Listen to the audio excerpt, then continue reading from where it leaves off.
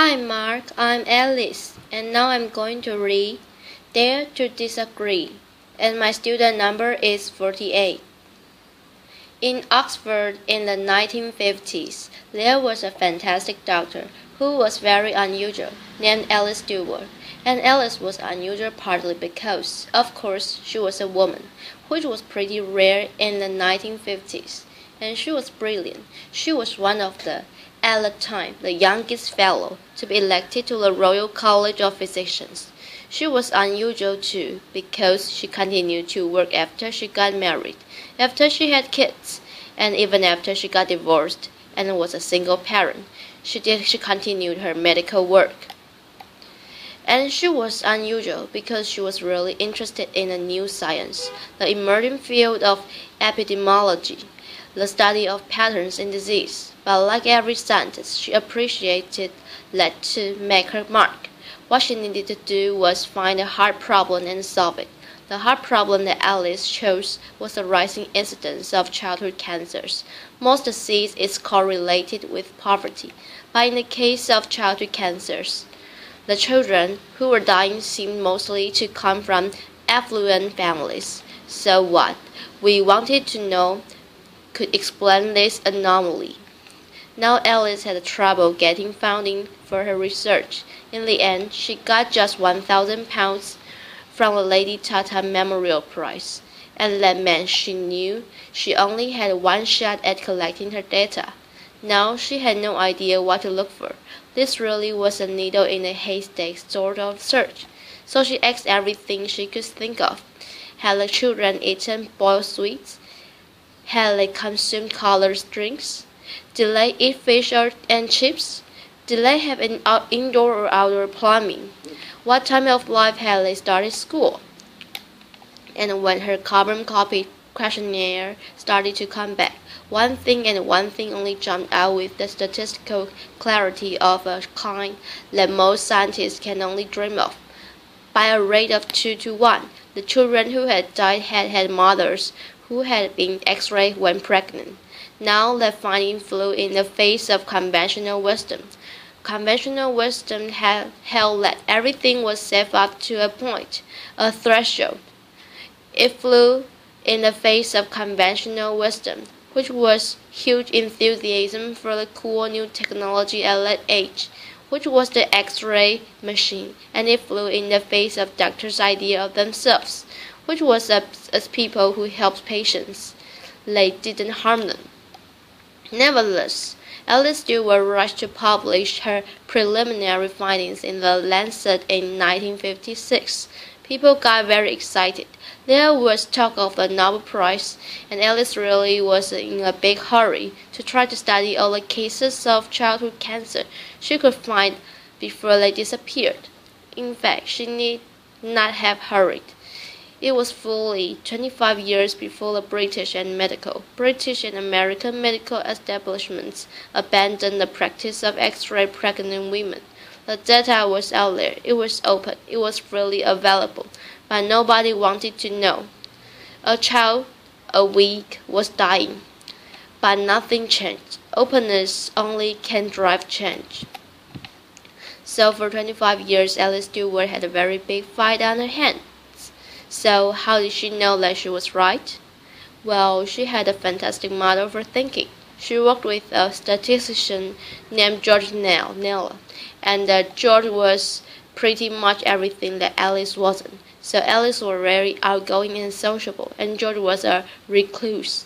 Alice was very warm, very empathetic with her passions. George frankly preferred numbers to people. But he said this fantastic thing about their working relationship. He said, "My job is to prove Dr. Duer wrong." He actively sought in disconfirmation, different ways of looking at her models, at her statistics, different ways of crunching the data in order to disprove her. He saw his job as creating conflict around her theories. But it was only by not being able to prove that she was wrong that George could give Alice the confidence and needed to know that she was right. It's a fantastic model of collaboration, thinking partners who aren't echo chambers. I wonder how many of us have or dare to have such collaborators. Alice and George were very good at conflict. They saw it as thinking. So what does that kind of constructive conflict require? Well, first of all, it requires about we find people who are very different from ourselves. That means we have to resist the neurobiological drive, which means that we really prefer people mostly like ourselves. And it means we have to seek out people with different backgrounds, different disciplines, different ways of thinking, and different experience, and find ways to engage with them. That requires a lot of patience and a lot of energy. And the more I've thought about this, the more I think, really, that's a kind of love, because you simply won't commit that kind of energy and time if you don't really care.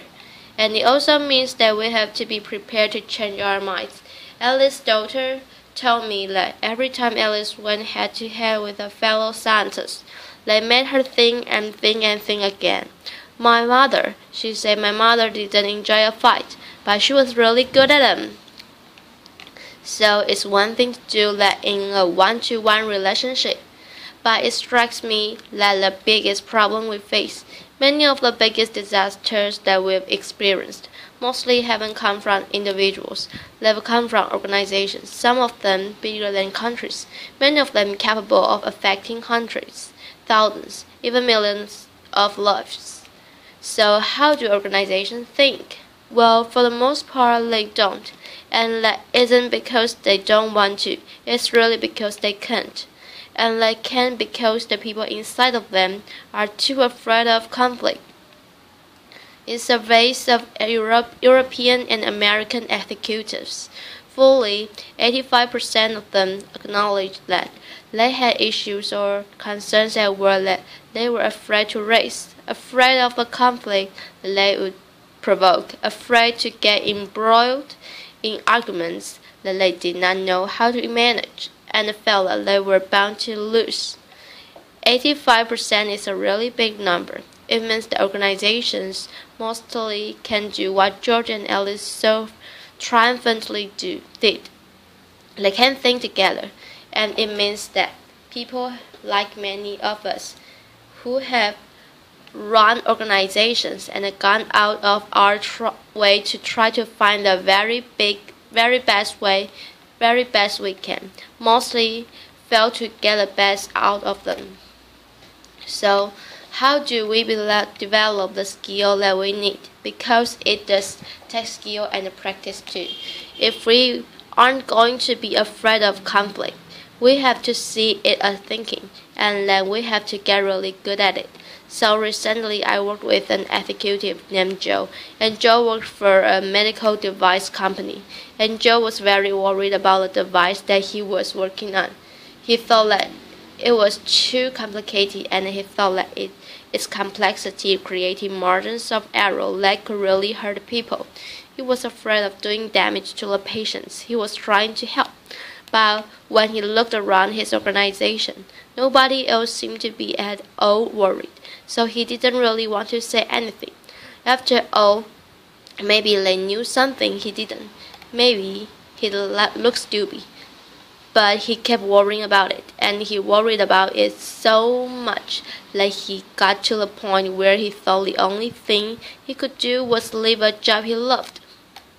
In the end, Joe and I found a way for him to raise his concerns, and what happened then is what almost always happens in this situation. It turned out everybody had exactly the same questions and doubts, so now Joe had allies. They could think together, and yes, there was a lot of conflict and debate and argument, but that allowed everyone around the table to be creative, to solve the problem, and to change the device. Joe was what a lot of people might think of as a whistleblower, except that like almost all whistleblowers, he wasn't a crank at all. He was passionately devoted to the organization and the higher purposes that organization served, but he had been so afraid of conflict until finally he became more afraid of the science. silence. And when he dared to speak, he discovered much more inside himself, and much more given the system than he had ever imagined. And his colleagues didn't think of him as a crank, they think of him as a leader. So how do we have these conversations more easily and more often? Well, the University of Delft requires that its PhD students have to submit 5 statements that they're prepared to defend. It doesn't really matter what the statements are about. What matters is that the candidates are willing and able to stand up to authority. I think it's a fantastic system, but I think reliving it to PhD candidates is far too few people and way too late in life.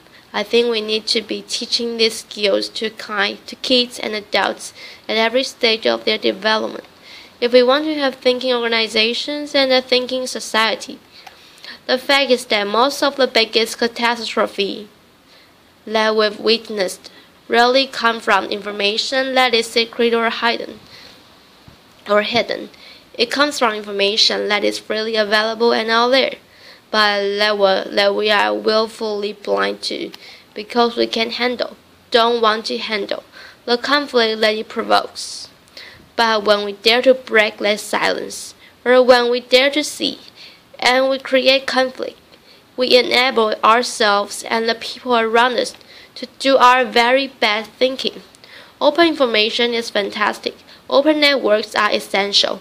But the truth won't set us free until we develop the skills and the habit and the talent and the moral courage to use it. Openness isn't the end. It's the beginning. Bye-bye, Mark.